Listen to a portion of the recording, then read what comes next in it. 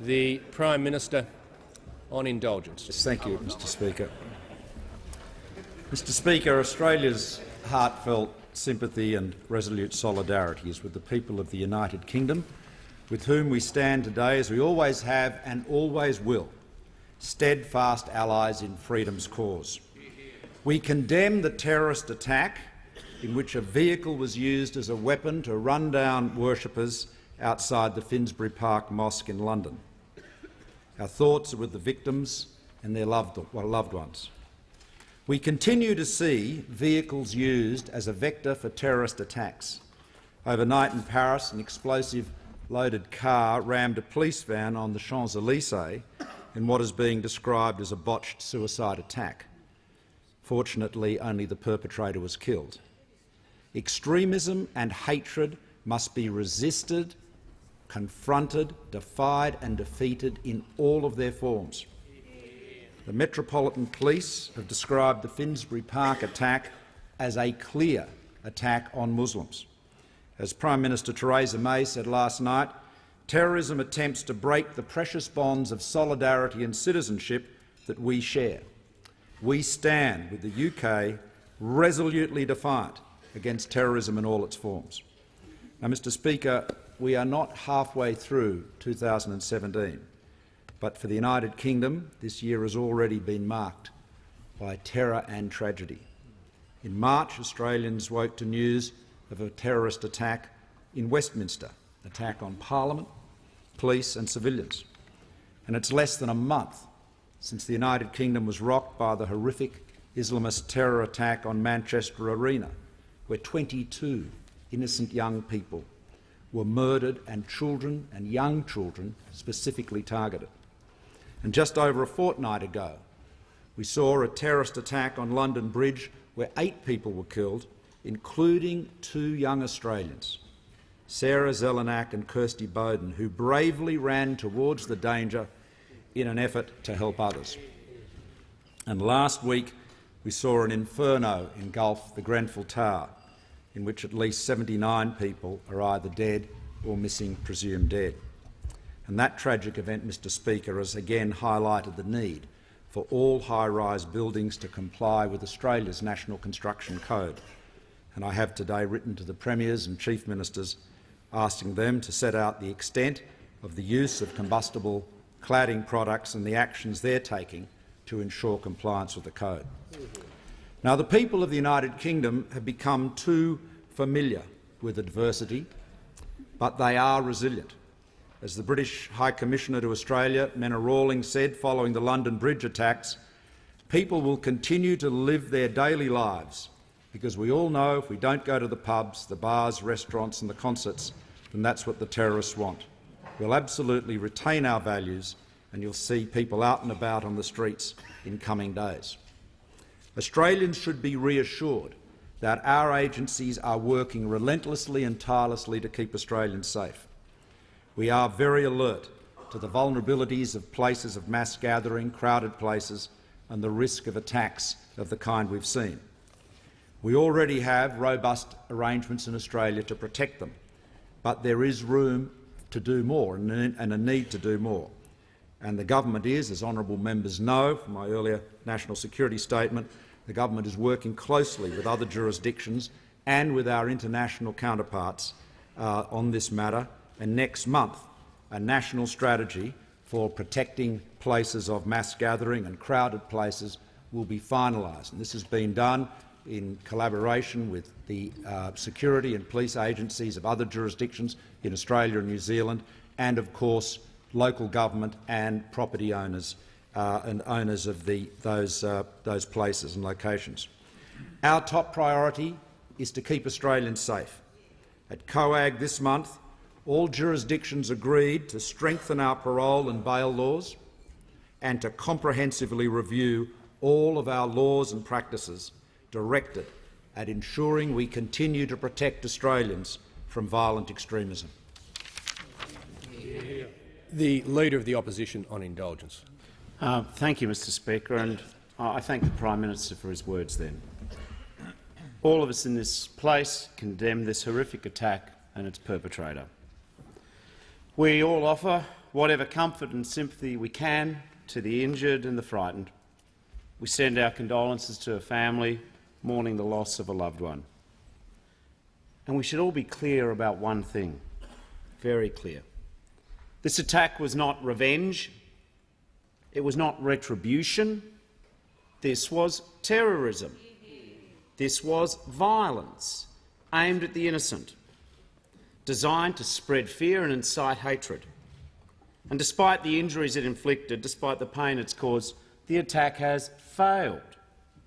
It failed because the people of London and Britain, whose resilience has been sadly tried far too often in recent days and weeks, because the people of London and Britain are bigger, are braver, are better than the extremists who seek to test them and divide them.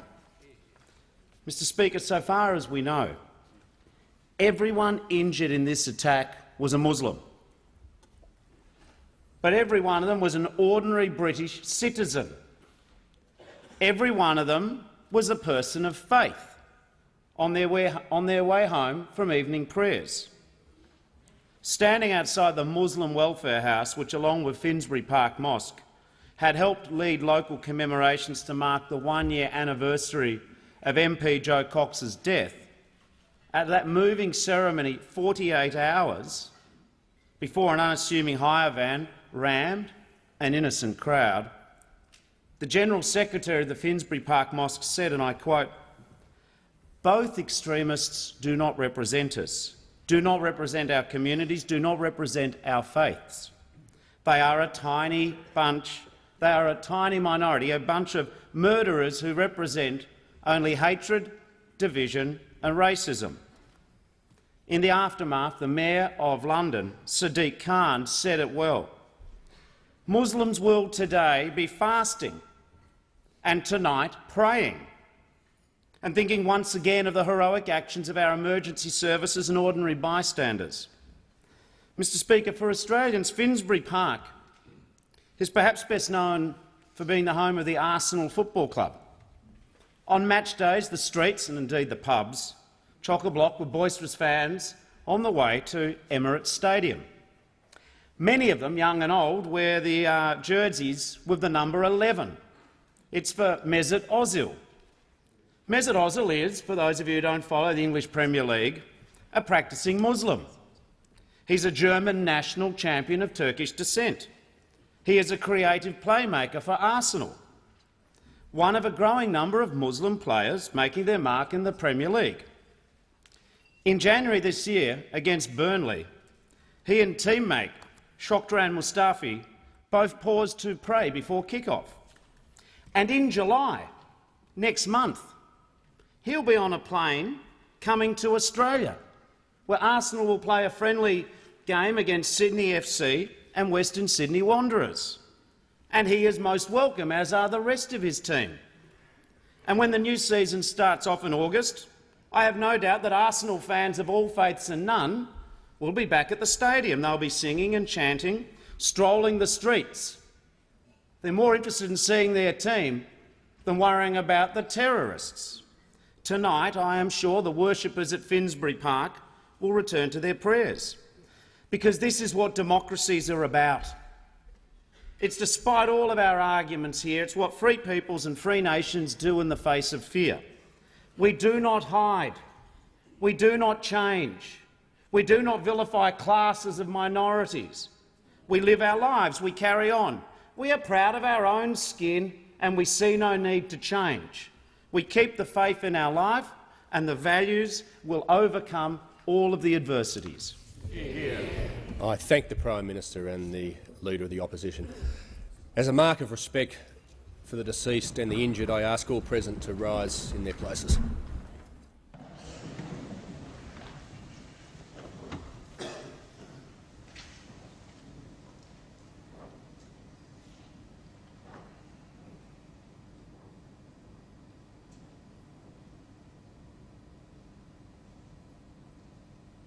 I thank the House.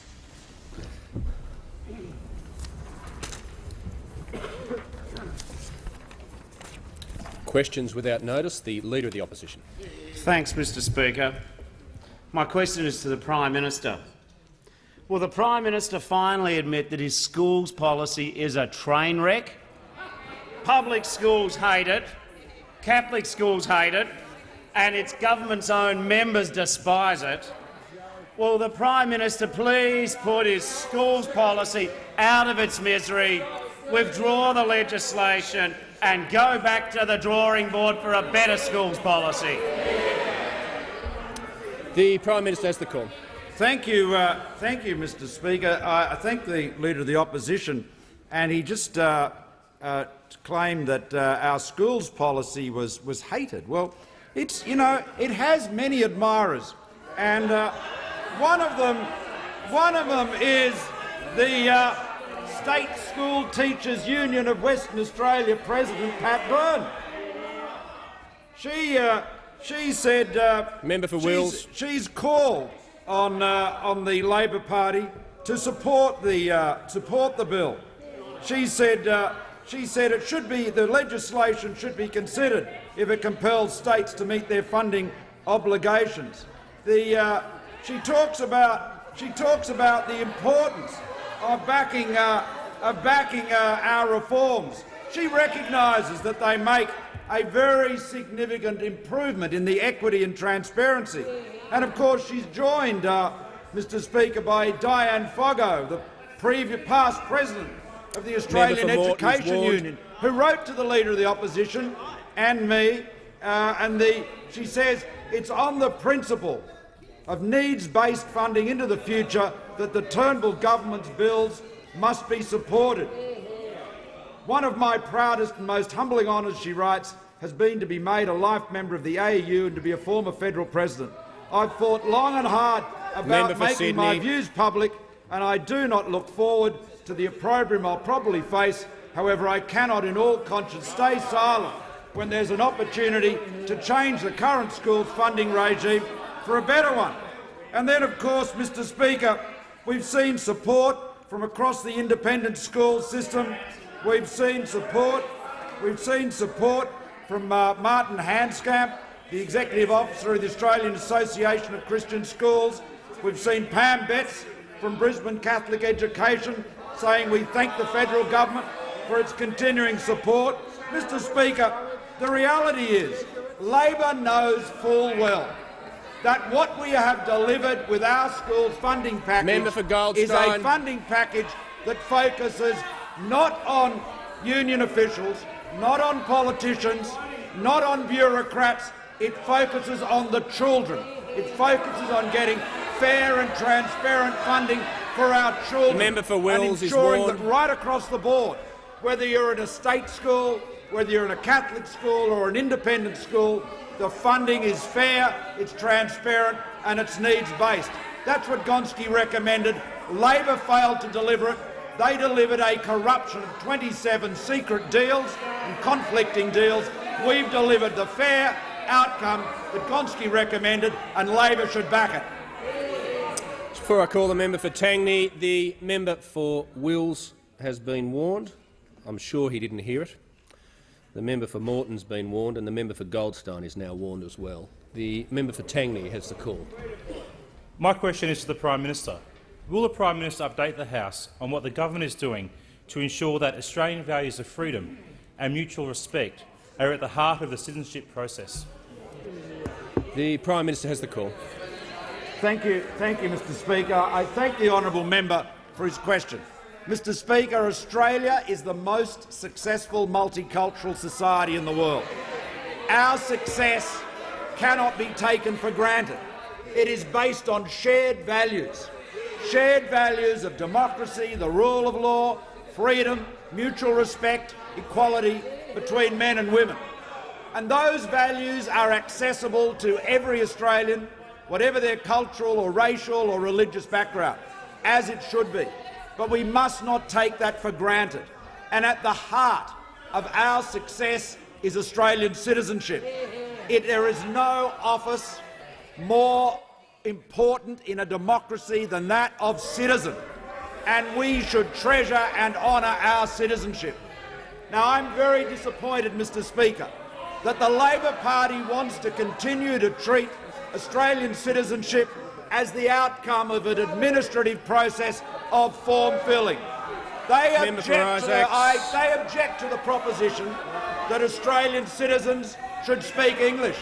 Well, Mr Speaker, they know, as well as everyone here does, that the road to success, to getting ahead, to getting on in business, work, school, socially in Australia is to have a good command of English. So having competent English is an absolutely reasonable requirement, and it is as recommended indeed by the Productivity Commission. And Mr Speaker, Labor also objects to the proposition that you should have lived here as a permanent resident for 4 years before you apply for citizenship. Mr Speaker, that is less. That's less than the resident's time in the United States. It's much less than the time in Germany. We have not taken the process of citizenship seriously enough in the past. There is an opportunity now to affirm our faith in citizenship and affirm our faith in our society. Now, the member for Watson sneers and says, oh, citizenship's got nothing to do with security. That's what he said. That's what he said. Does he imagine for 1 minute, does this member imagine for 1 minute that an integrated society, a harmonious society, one based on shared values and mutual respect, does he seriously imagine that's got nothing to do with security? It is the very foundation of it. It is the very foundation of it. It is why we are a harmonious society. We have the opportunity to reaffirm those values, to reaffirm our citizenship, to require that those who seek to become Australian citizens share our values, values that unite us, values that define us. Labor should support us. The Leader of the Opposition will resume his seat. The member for Jellybrand will cease interjecting.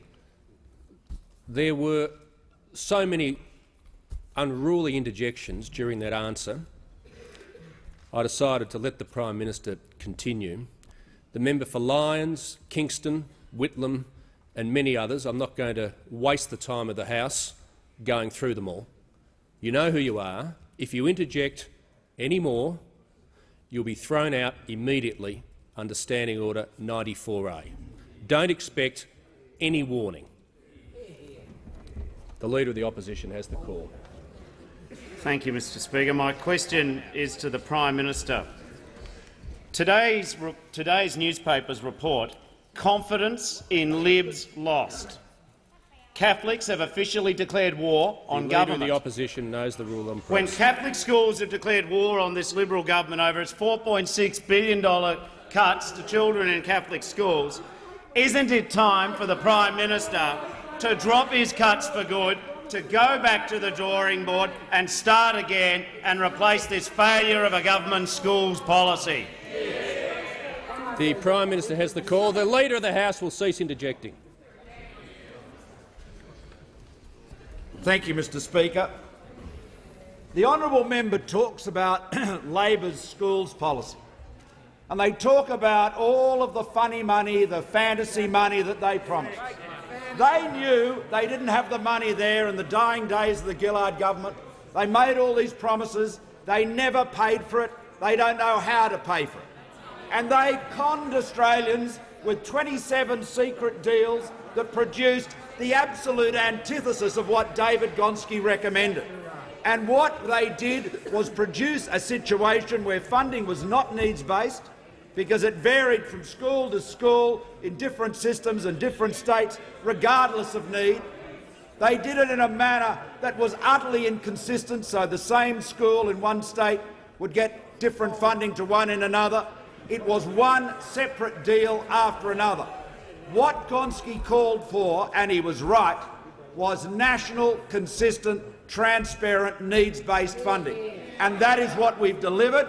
And every part of the Australian education sector, the public sector, the Catholic sector, the independents, will receive more funding over the decade, in total $18.6 billion. And that's real money, that is paid for, that is funded.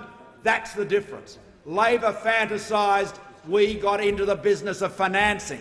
There's fantasies and promises, illusions, without the resources are just a hallucination. That's what Labor delivered, a hallucination that set out to deceive Australian students. We're delivering. Now, Mr Speaker, the member for Grainler was there waxing eloquent and full of criticism. Let's see what the author of the Gonski panel, the leader, said about our policy.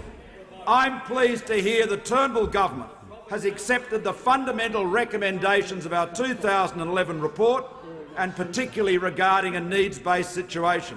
I'm pleased there's a substantial additional money, even over indexation and in the foreseeable future.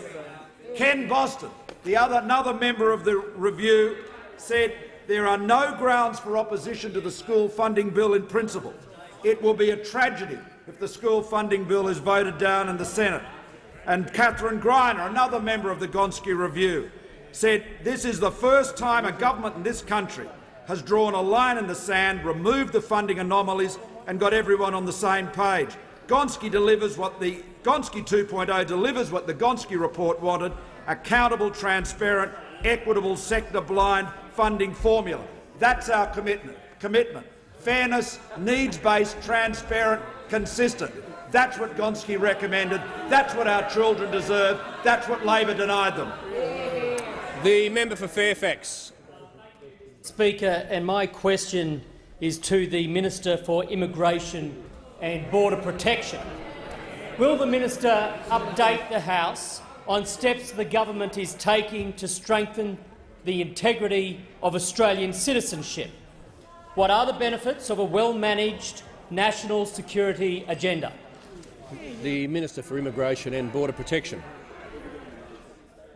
Thank you very much, Mr Speaker. Well, as all Australians know, and it's very clear to all on this side, in particular to those members that have been interested in this debate for a long period of time, that citizenship is an institution which forms the bedrock of our society, and this government, the Turnbull government, is acting to strengthen its integrity. So what we've announced, Mr Speaker, is a series of reforms designed to make it easier for people to become Australian citizens, to abide by Australian laws, to abide by Australian values. Now, Mr Speaker, it is easier because we have allowed people to put themselves on a course knowing full well that if people don't abide by Australian laws, if they don't abide by Australian values, they are not becoming Australian citizens. We have said, Mr Speaker, that we want people to be able to speak a competent level of English language, and we want that to improve over a course of 4 years so that people can contribute more, not just in the workplace, but so that they can do better at school, so that they can integrate more effectively into Australian society. And don't take our word for it, Mr Speaker. I read to you part of a letter sent to me by the Premier of Queensland, Premier Anastasia Palaszczuk, in March of this year, where she said, and I quote, "The Queensland Government also recognises the importance of English language proficiency in supporting successful settlement." So this is not some crazy right-wing course. This is mainstream thinking. The fact is, Mr Speaker, that the majority of the Australian public want to provide support to people to be able to improve their English language proficiency so that they can do better at work, so that they can do better in schools, and so that they can more easily integrate into Australian society, and that is the agenda of this government. And we are not going to back down, Mr Speaker, because we have spoken over the course of the last couple of years to the Australian public about their ideas in this space, and they fully support the agenda of the government in this regard. Mr Speaker, we have also announced a number of other measures, including increasing the period of permanent residency in the run-up to citizenship from 1 year to 4 years. In Germany it is 8 years. In the United States and the United Kingdom it is 4 and 5 years. And the fact is, Mr Speaker, over the course of that 4 years, people can have the ability to demonstrate that they have integrated into Australian society, that they have abided by the laws and the values of this country, and they can become Australian citizens. Now, it is the case that the Labor Party is divided on this, as they are on border protection. I've watched this movie before, Mr Speaker. I've watched this movie before where the leadership of the Labor Party cannot rein in the left of their party. We've seen it again and again and again. We saw it on border protection. We are seeing it in relation to citizenship. And whilst the Leader of the Opposition might in his heart of hearts support what we're doing, the left wing of the Labor Party have completely and utterly monstered him when it comes to this issue. The member for Sydney will resume her seat. The member for Bruce will leave the chamber under 94A. The member for Sydney has the call. Thank you, Mr Speaker. My question is to the Prime Minister, and I refer to his answer, first answer. Is the Prime Minister aware that the State School Teachers Union in Western Australia has issued a statement denying they support the government's school funding legislation, saying, and I quote, "The legislation in its current form should be opposed in the federal parliament." The Prime Minister has been making up data. Member for Sydney, resume her seat. Members on my right, I've asked the member for Sydney to resume her seat. The Prime Minister will resume his seat. The Leader of the House is warned. I could not hear the second half of the question. The member for Sydney will repeat the question from the beginning. Thank you, Mr Speaker. Mr Speaker, my question is to the Prime Minister and it refers to his first answer. Is the Prime Minister aware that the State School Teachers Union from Western Australia has issued a statement denying that they support the government's school funding legislation, saying, and I quote, "The legislation in its current form should be opposed in the federal parliament"? The Prime Minister's been caught out making up data. Is he now making up endorsements? The Prime Minister has the call. Well,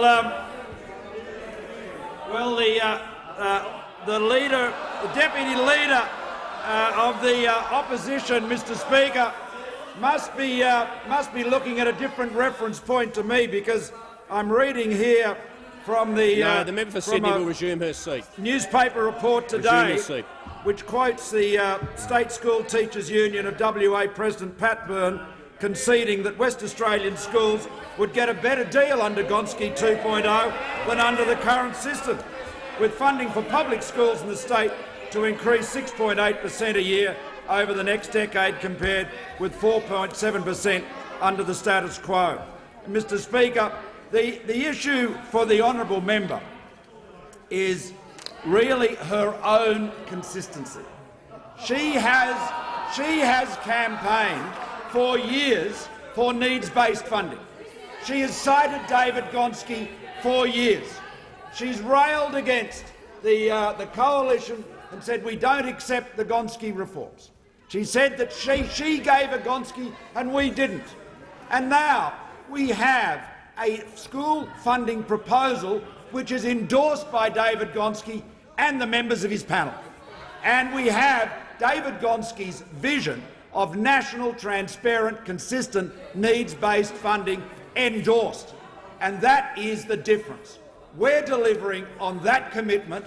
Labor has abandoned needs-based funding, and it's standing in the way of Australian schools getting $18.6 billion of additional funding over the next decade, and getting it in a manner that is fair, getting it in a manner that is transparent, getting it in a manner that is needs-based, and then moving on to the next stage of Gonski's work, which is to look at how we can ensure that our students get the best value in terms of quality teaching and educational outcomes out of that funding. That's what we should be focused on. I recognise the Labor Party wants to play politics with this. I recognise there are many players with many vested interests. But I can say this to the opposition, Mr Speaker, be very clear. The only vested interest we have are the children of Australia. The member for Sydney seeking leave to table a document. I am, Mr Speaker. It's the media statement correcting the report in the West Australian. Leave is not granted. The member for Sydney will resume her seat. Now it's just before I call the independents for a question, if they have one today. Just before I do, that might work for us both, member for Kennedy. I'm pleased to inform the House that we have joining us in the gallery today the 11th Australian Political Exchange Council delegation from the Philippines. On behalf of the House, I extend a very warm welcome to you. The member for Kennedy. Prime Minister, since deregulation and corporatisation, escalated electricity price increases from 1% a year to 17% a year and NEMCO claims green charges exceed 20%, could you play a Billy Slater JT role implementing the bipartisan triangle of forever power, Hell's Gates, biofuels algae, Big Kennedy wind solar, Kidston solar pump storage, exempted from NEMCO 4,000 megawatts of the world's cheapest electricity, zero emissions, and a Zorro-like rescue to prosperity. The member for Kennedy will resume his seat. His time has concluded. The Prime Minister has the Thank floor. you. Thank you, Mr Speaker. Mr Speaker, I thank the honourable member for his question, and I thank him for his enthusiasm for an all-of-the-above approach to energy, absolutely consistent with the government's approach, founded on economics and engineering. And, Mr Speaker, the honourable member understands, as we all do, that families and businesses need affordable and reliable power. Anything less than that will rapidly deindustrialise Australia, deter investment, put thousands of Australians out of work and make the cost of living unsustainable. Mr Speaker, we are committed to taking a technology-neutral, all-of-the-above approach to the energy challenges we face, founded on economics and engineering. Now, the honourable member has outlined a number of very interesting projects in his electorate. For the Kennedy Energy Park, ARENA is providing $18 million out of a project cost of $120 million. Stage 1 begins with a proof of concept project of up to 40 megawatts of solar plus 40 megawatts of wind, and the proponents say their ultimate plan is to construct up to 1,300 megawatts of renewable energy generation. Now, ARENA and the Clean Energy Finance Corporation are also in very detailed discussions with a company called Genex that has built a solar farm at the old Kidston mine site. And it's a very interesting project. They are going to use the pits and one of the dams from the old mine site for pumped hydro. So they'll use excess energy from the solar farm to pump water up into a high reservoir and then run it down through a turbine, a smaller, much smaller version, I suppose, of the Snowy Hydro concept, or indeed the Kaltana project. Now, Mr. Speaker, these are all, and there will be others, very, very interesting, promising opportunities. That's why it's critical for us to have, all Australians to have, and government to have, a technology-neutral, all-of-the-above approach.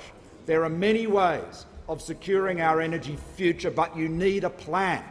That has been the big difference between our side of politics and Labor. We saw what happened in South Australia.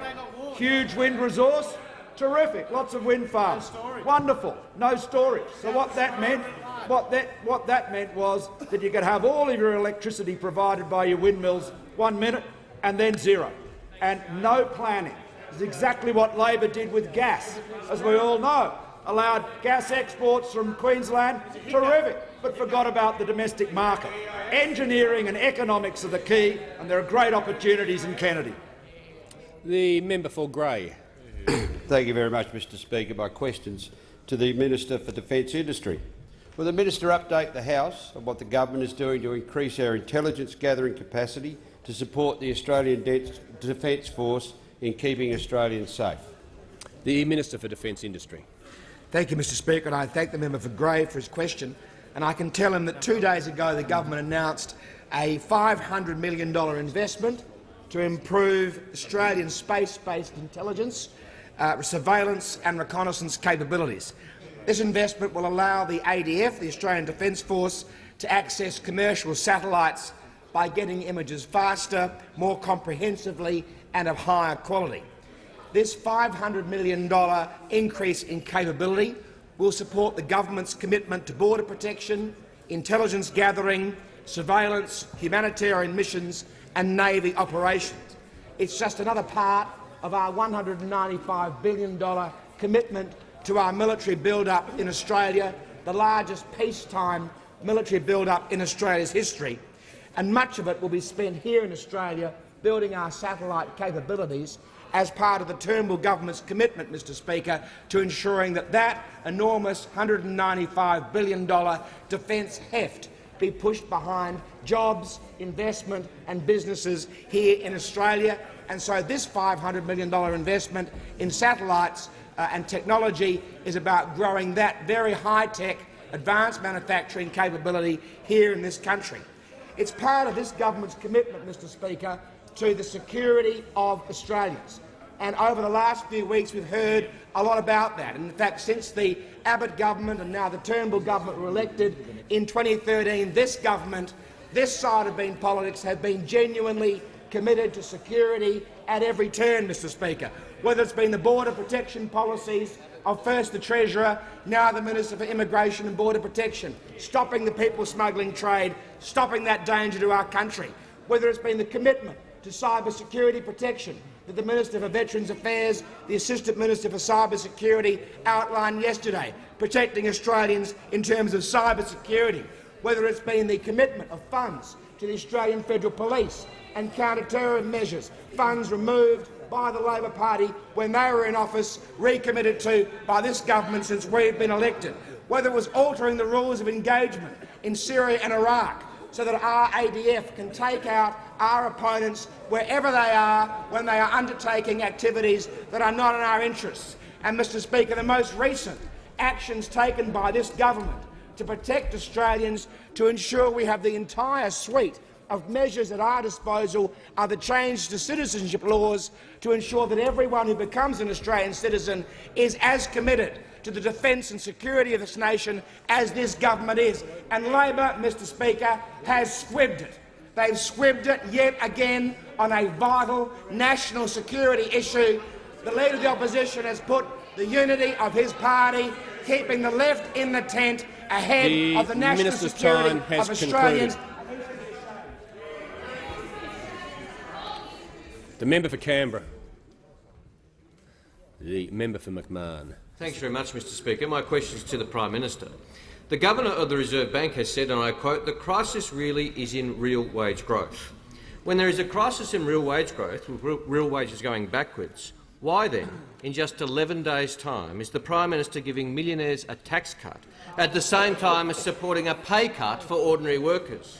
How come on July 1 millionaires get more take-home pay and 700,000 ordinary workers get less take-home pay? The Prime Minister has the call. Well, thank you, Mr Speaker. Mr Speaker, low wages growth is an issue. It is. We're very aware of it. That's why we are supporting Australian business. The Labor Party used to know. In fact, I'm amazed the member for McMahon stood up and asked that question. He actually wrote a book about it. He wrote a book in which he said the way to deliver higher wages for Australians is to cut Australian business taxes. He said company tax should be 25%. He could see the light then. It was all so clear, but now it's been clouded. I'm not sure whether it's the Leader of the Opposition has come across his vision, clouded his clarity of thought when he recognised that if you want to get higher wages, you need more investment. You need business to have confidence to invest and employ. And the proven way of doing that is to lower business taxes. It's what he recommended. It's what Paul Keating did. It's what the Leader of the Opposition used to recommend. Labor used to understand that you need to get business moving in order to get wages moving. And yet every policy they have is calculated to put a brake on investment and on business. There is not one pro-business measure in their whole policy. Their whole policy. They're going to roll back the tax cuts for small and medium businesses that have already been legislated, and they certainly wouldn't give any more. They have been opposed to the incentives that business need. We recognise that Australian business needs confidence. It needs the confidence to invest. Labor used to know it. They've forgotten it now. All they have to offer Australian business is higher taxes and higher debt. What a double that is. Higher taxes and even more debt to put onto the shoulders of children and grandchildren and generations to come. Labor has forgotten about business. It's forgotten about the companies, large and small, that employ nearly 90% of Australians. And until they remember that, until they back business, as they should, Australian workers will be let down by the so-called party of the workers. The member for Robertson. Thank you, Mr Speaker. My question is to the Treasurer. Will the Treasurer update the House on the importance of reliable and affordable energy supply for our economy? What steps is the government taking to put downward pressure on energy costs for all Australians? The Treasurer has the call.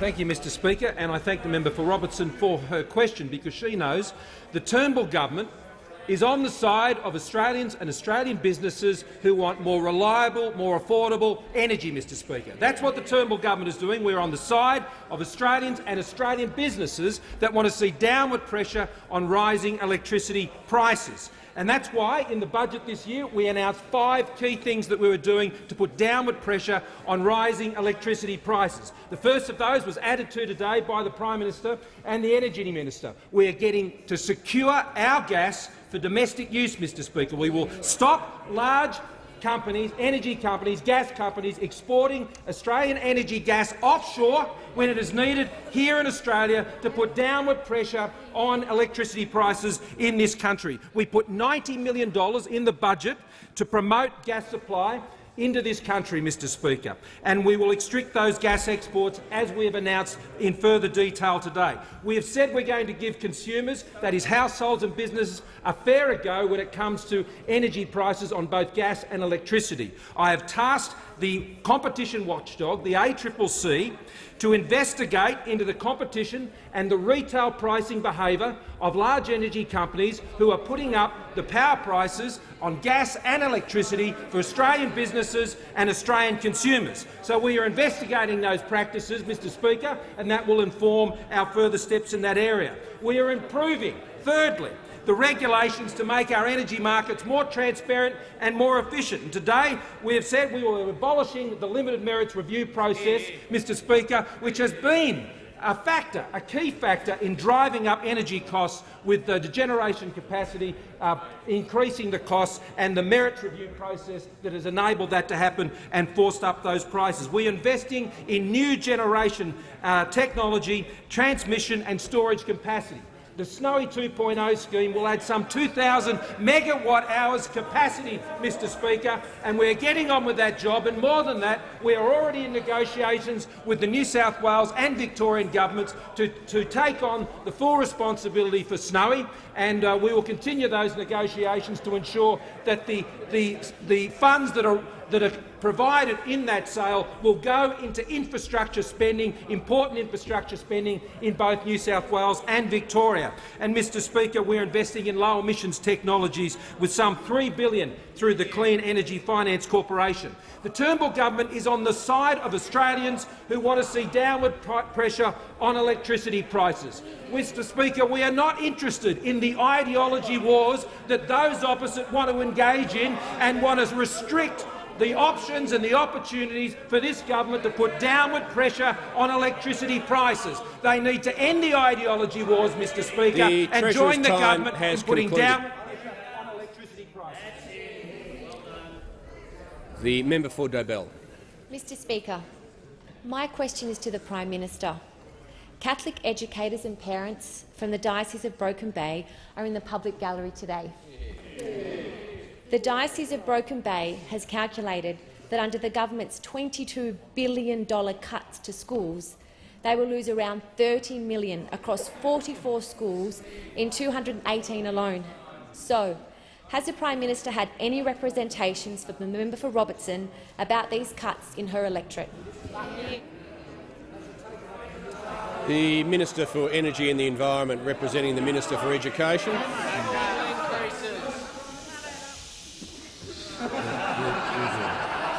Mr Speaker, the good news for the member for Dobell is that with 44 schools with over 28,000 students, under the member for McEwen will leave under 94A. The Minister will continue. Under the Turnbull government's plan, the schools be on average $7.1 million better off, Mr Speaker. Corican High School will be $9.4 million better off. Wyong High School will be $7 million better off. Our Lady of the Rosary Catholic Primary School in Shelley Beach will be $9.3 million better off, Mr Speaker. St Celia's Catholic Primary School with 300 students will be $6.5 million better off, Mr Speaker. Mr Speaker, the Catholic school system will be better off under the Turnbull government's plan to the tune of $3.4 billion over the next 10 years. That is why it has been welcomed across the board together with independent and government schools. So right across the country, over 9,000 schools will be better off, an additional $18.6 billion and a 75% increase. And the hypocrisy of the Leader of the Opposition, who's always called for a need-based funding model, is now turning his back on the students of Australia. The member for Mallee. Thank you, Mr Speaker. My question is to the Deputy Prime Minister and Minister for Agriculture and Water Resources. Will the Deputy Prime Minister outline to the House how investment in water infrastructure is underpinning the record growth in Australia's irrigated agricultural sector? Is the Deputy Prime Minister aware of threats to growth in this sector and the thousands of Australians it employs? The Deputy Prime Minister has the call.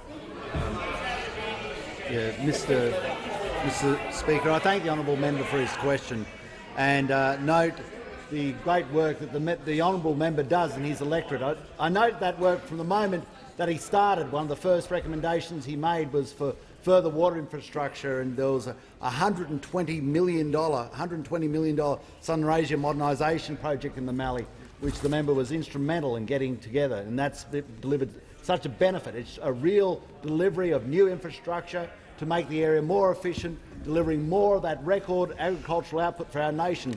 And I note that the member also has been is also a farmer, and they had a record harvest in the last season. Now, it's not just the record harvest, but it's the fact that when they store that harvest, they get the 33 1/3% write-off of the infrastructure required to store it, new grain sheds, new silos, and it shows the government working with farmers to get a better outcome, like the 100% write-off on water infrastructure, the 100% write-off on fencing. And it's vitally important that we understand how important water infrastructure is for our nation. Back in 1980, there was about 5.5 megalitres per person. Today, we're around 4, and if we don't start substantially building water infrastructure, it'll go down to as low as 2.6 by 2061. So, whether we like it or not, our nation has to go towards building water infrastructure because we know that it's a source of wealth. And that is why we put $2.5 billion on the table, $2.5 billion on the table to build this water infrastructure. And we looked forward in the budget reply speech by the Leader of the Opposition for him to discuss how he was going to build water infrastructure, but of course they're not. In fact, they have made a promise to take money out of the Water Infrastructure Fund. They have made a promise to start taking money away from the Australian requirement, the Australian dream, to build new water infrastructure. And we can see that no more evident than up in the seat of Capricornia and the seat of Flynn, where at Rookwood Weir, where we've got $120 million on the table, $130 million on the table actually, after doing the business plan. And the Labor Party just has no interest in Central Queensland whatsoever, And I don't think they've got any interest in Urana Dam, and they have no interest in Hell's Gate Dam, and they have no interest in Nalinga Dam, they have no interest in Emu Swamp Dam, they have no interest in any form of water infrastructure.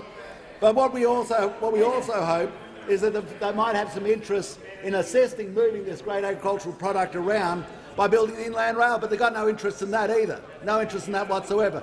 And the member for Grainler can actually come up and make an interjection now if he wishes, saying that you are Deputy going Prime to build the Minister. inland The Deputy rail. Prime Minister will but of course they're continue not. his answer or resume his seat. Of course they're not. I mean, the problem is, of course, that the member for Grainler, about the only question he gets these days isn't an ejection. That's about as close as he gets. But what we want to make sure is is that we continue to build on this record turnaround in agricultural production. Prime The member Minister's for Mallee is time doing precisely has that. concluded. I'll call the member for Sydney in a second. I just want to take the opportunity to also inform the House we have present in the gallery a visiting member of the Iraqi Parliament, Dr. Farah El-Siraj. On behalf of the House, I'd like to warmly welcome you. The member for Sydney. Thank you, Mr Speaker. Mr Speaker, my question is to the Prime Minister. In an 11th hour meeting last night, the Catholic Education Commission warned the Education Minister that this Liberal government would wear its cuts to Catholic schools like an albatross around its neck and said, and I quote, "In the 50 years we've been dealing with government, we have never had a government not engage with us on major changes to policy." Isn't it time that the Prime Minister dropped his cuts for good instead of just postponing them from one party room meeting to the next?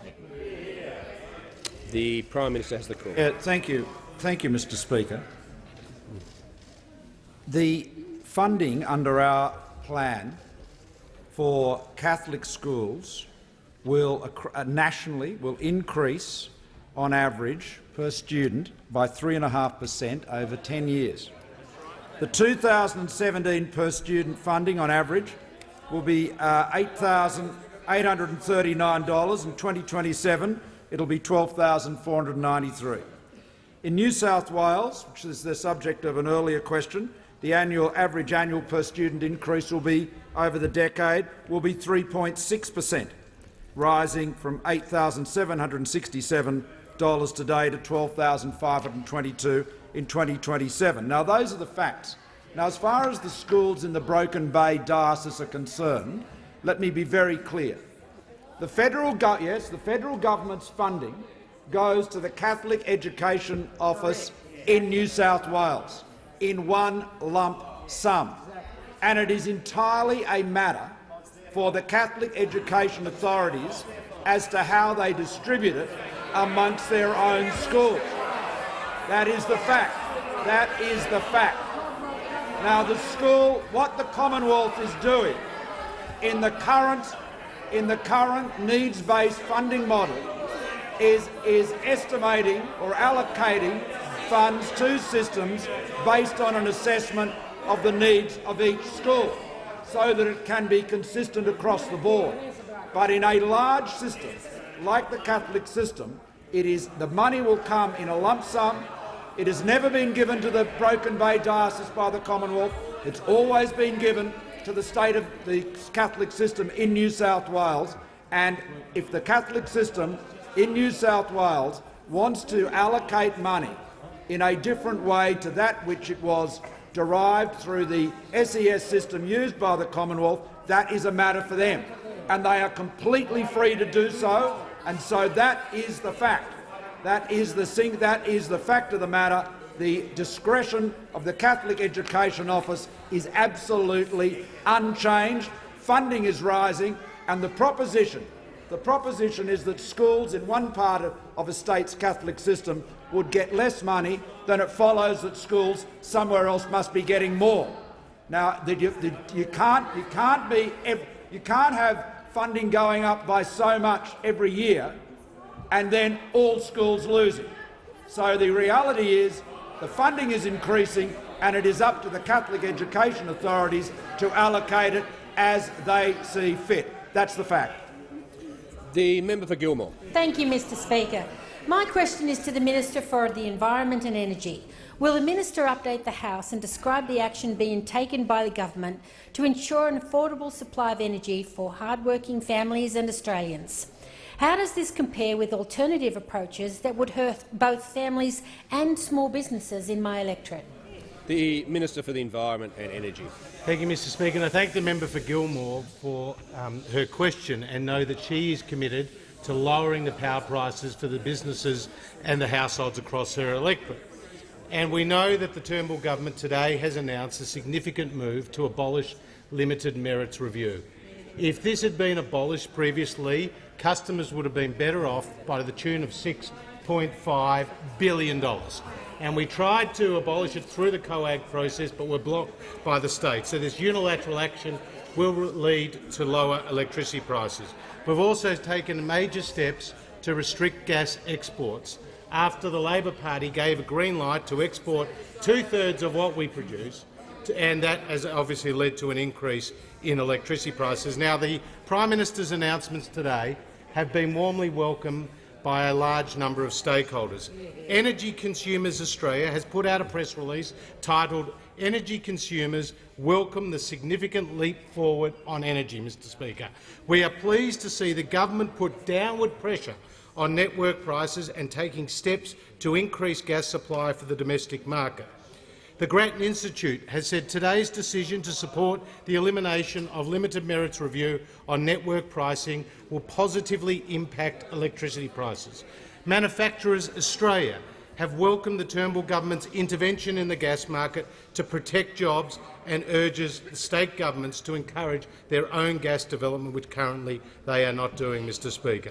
So the measures announced today, on top of the previous measures to get the ACCC to investigate the retail pricing system and network, the work that we're doing through the COAG Energy Council to reduce the cost of the transportation of gas are all very important. When I'm asked about those opposite, their track record includes doubling electricity prices when the Labor Party was in office. The Leader of the Opposition turns his back, but he was part and central to a government which led to a doubling of electricity prices. We got the cash for clunkers, we got the Citizens' Assembly, we got the pink bats, and we got a $15 billion carbon tax, Mr Speaker. That was the price of Labor's folly on electricity, Mr Speaker. Now they have a 45% emissions reduction target, which has been described by the Business Council of Australia as unnecessary and risky, and they're giving cover to Labor states that are blocking the development of their gas reserves, which would be important to reducing electricity prices across the country. Now, the member for Port Adelaide said what happened in South Australia was a hiccup. We, on this side of the House, says we must do better. We need to lower electricity prices, get more stability in the system, and today's announcements are a very positive step forward. The member for Sydney.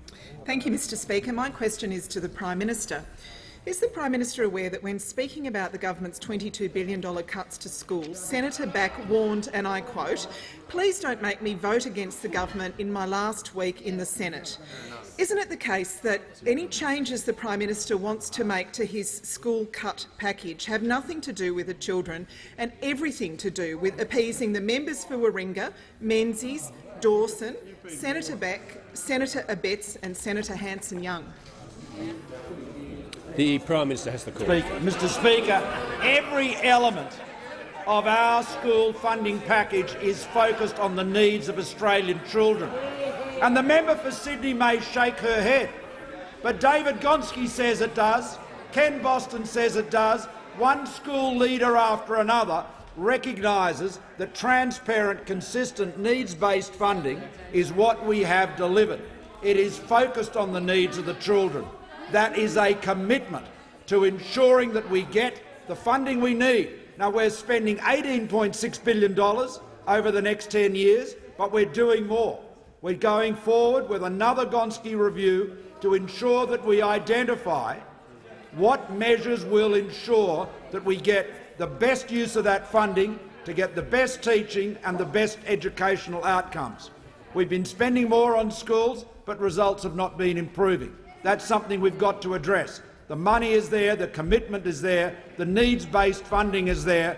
Labor's politics will not distract us from delivering for Australian children. Our children deserve better.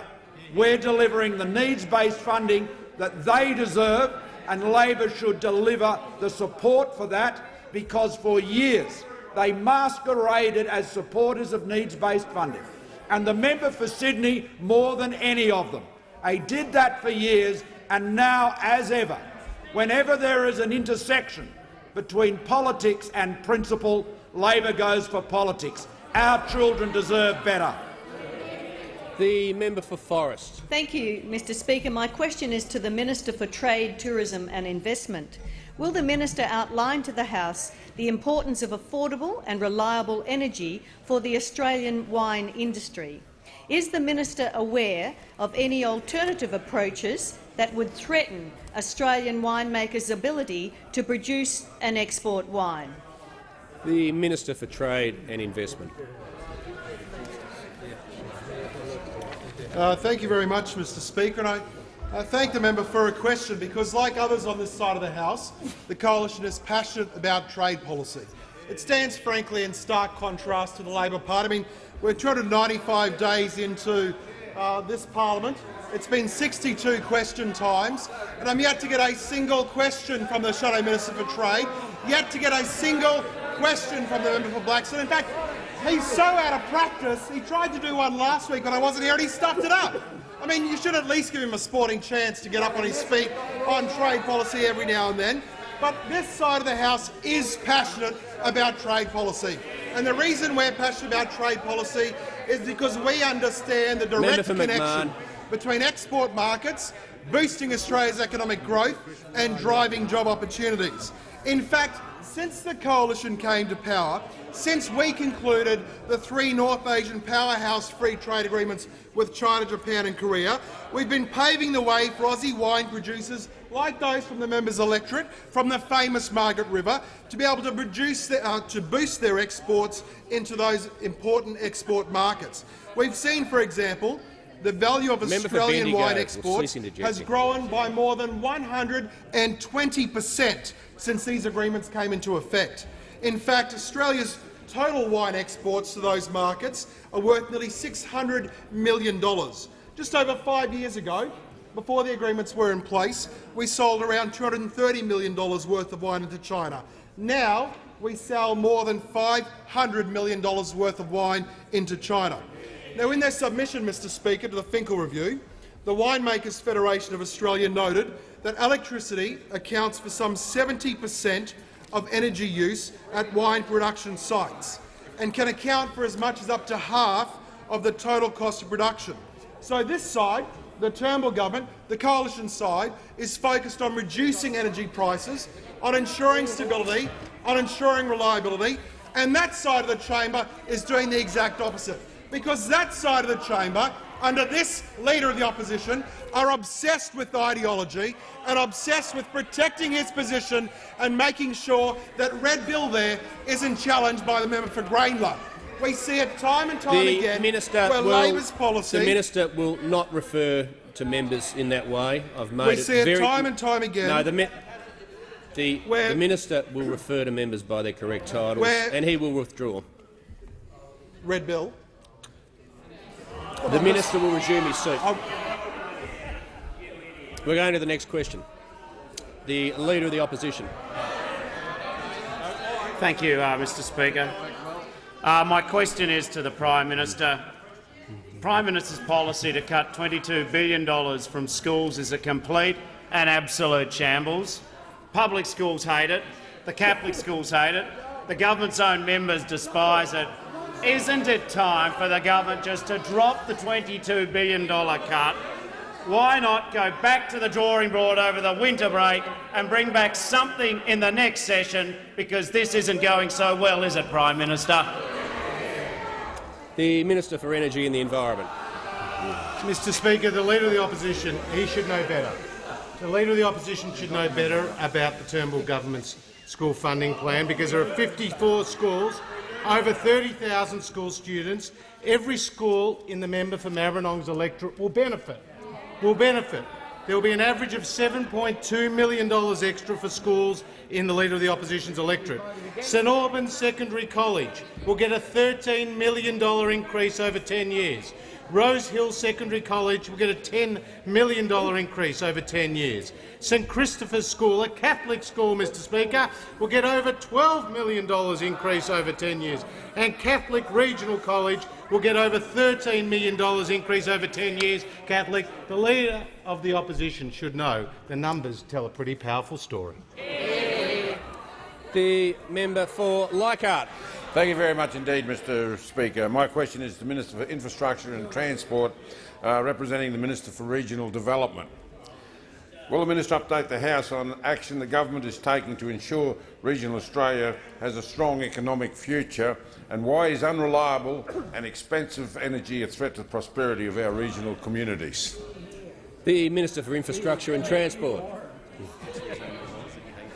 Thank you, Mr Speaker. And I thank the member for Leichhardt for his question. And I congratulate him because he's always on the side of his community. He's always standing up for his community. He's getting on with the job of delivering the infrastructure that his kids and grandkids in his community will thank him for in the future. He's delivering projects like the $10 million for the Cairns Performing Arts Centre. He's delivering mobile phone black spot improvements in areas like Cape Tribulation. Now, we have an investment program right across Australia, $75 billion the Turnbull-Joyce government is delivering right across Australia.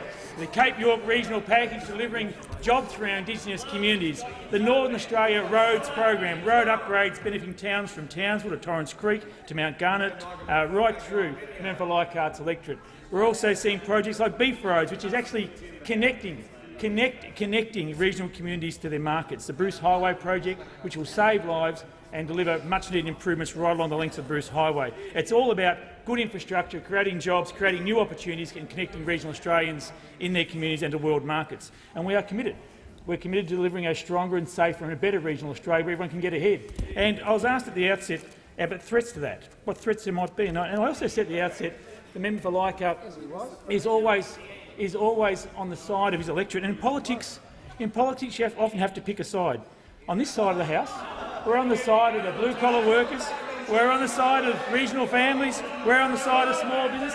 Now, the threats to jobs, the threats to energy security in regional Australia, they all come from that side of the House. They all come from Labor. Now, regional communities rely on affordable, reliable energy. Our household and our businesses rely on that. And I'd ask those, I'd ask the member for Grain in particular, why is your government, why is the opposition? Why is the opposition caving into the Greens when it comes to energy policy? Now, member for Grain interjects all through my answer, but he knows that Labor has lost its way. He knows Labor's lost its way, and that's why he's running for the leader himself. He knows that the current leader will say anything, he'll do anything, he'll discard previous loyalties just to keep his job. I mean, the leader of the opposition actually changed his footy team. The leader of the opposition, and this headline, Leader of Opposition, the shapeshifter, he changed footy teams quite late. He changed from South Melbourne to Collingwood late, says the Labor right mate over his coffee cup. I don't know why. And this quote, I do remember on numerous occasions saying, mate, if you want to become Prime Minister of this country, you can't stay with the Sydney Swans. Now, the member for Wannon, I'm not sure that you ever changed footy teams. You've been a Tigers man for life. The member for Riverina, you've been a Hawthorn man for life. The member for Kooyong, been a Carlton man for life. You have to pick a side. You have to pick a side and you have to stick with it. Now, this side, the Turnbull-Joyce government, we've picked a side. We're backing the blue-collar workers. We're backing reliable, affordable energy and not the extreme green ideologies which has captured your side of the chamber. The member for Sydney. Thank you, Mr Speaker. My question is to the Prime Minister. Yesterday in question time, the Prime Minister claimed funding for students with disabilities in Tasmania wouldn't be cut by 1/3 or $12 million in 2018. Given an answer to a question on notice provided by the Department of Education confirms that cut. Does the Prime Minister now want to own up to the fact that he's cutting $12 million from students with disabilities in Tasmania in 2018? The Minister for the Environment and Energy. Commonwealth has provided $1.6 billion to support children with a disability in schools this year, up from $1.1 billion in 2014, Mr Speaker. Under the Turnbull government's reforms, funding for students with disabilities will grow by 5.9% on average each and every year, Mr Speaker. It's estimated that $21 billion will be provided for students with a disability over the next 10 years, Mr Speaker. So the reality is, again, that under the Turnbull government's school funding program, all schools will benefit across the independent sector, the Catholic sector and the government sector. And the member for Sydney should know, in her own electorate, there are 40 schools with 14,000 students. And Alexandria Park Community School will benefit by $5 million. The Minister will resume resume his seat for a second. The member for Sydney on a point of order. Mr Speaker, Alexandria Park Community School, fantastic the member for Sydney school, will resume her seat. Member will resume her seat. No, the member will resume her seat. The Minister has the call. Mr Speaker, I just want to point out to the House that in the member for Sydney's electorate, the schools will on average be $2.5 million better off as a result of the Turnbull government's plan. And Alexandria Park Community School in the member for Sydney's electorate will be $5 million better off over the next 10 years. And St Mary's Cathedral College, a Catholic school, will be $10 million increase over the next 10 years. Has the Minister concluded his answer? Has the Minister concluded his answer? I'll just say to before I call the next question, if the member for Lingiari just stops interjecting, we might be able to move on with the next question in a second. I say to the member for Sydney, as I have many times, this is the last time I'm going to say it, if any member rises on a point of order, they need to state the point of order, not enter into a debate. She's very lucky she's still here for a matter of public importance that's coming up. The member for Barara.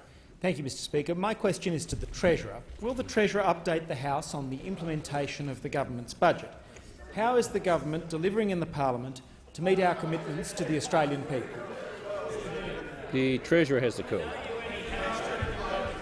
Thank you, Mr Speaker, and I thank the member for Barara for his question, because he'll be pleased to know that the government is getting on with the job of legislating the budget. Just last night, Mr Speaker, the major bank levy passed to the other place, and it comes law on the 1st of July. Major banks will be paying that 6 basis point levy, Mr Speaker, and that will be recognising the significant support from the taxpayers that provide those banks with a very special place in our banking financial system. Now, the Labor Party tried to slow it down. They tried to run the bank's case on this, Mr Speaker, but they had to be dragged kicking and screaming to support it out of embarrassment, Mr Speaker. But it was this government that took action to ensure that there was a fair and proper levy on Australia's major banks. Mr Speaker, on top of that, the GST on low-value goods being imported from other countries, Mr Speaker, it is this government that has introduced that legislation, and that will be passed this week, Mr Speaker. Those opposite the Labor Party tried to frustrate it.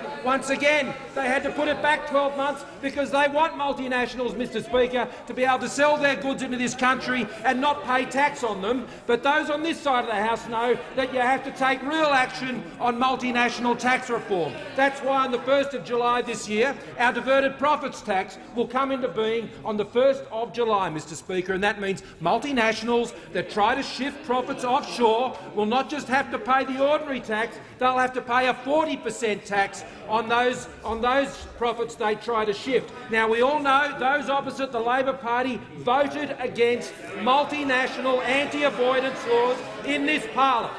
Those laws the tax office has described as a game changer, Mr Speaker, when it comes to multinationals actually ensuring they pay their fair share of tax in this country. $2.9 billion already raised in liabilities this year as a result of that measure. But the Labor Party, they voted against it, Mr Speaker. They voted against multinationals paying their fair share of tax in this country. On top of that, we have the digital services tax that comes in, which ensures that large multinational companies that are selling digital services into this country will be taxed on the GST, as they should be, Mr Speaker. And it's not just that. On top of that, the instant asset write-off, that important provision for small businesses, that extends for a further 12 months from the 1st of July for companies not up to $2 million, Mr Speaker, but up to $10 million in turnover get that, and companies up to $25 million in turnover, they'll get a tax cut on the 1st of July, Mr Speaker, because of the leadership and actions of the Turnbull government. Now, we know the Labor Party want to reverse the small business tax cuts because they have been running around this place spending the enterprise tax plan reversal on everything under the sun.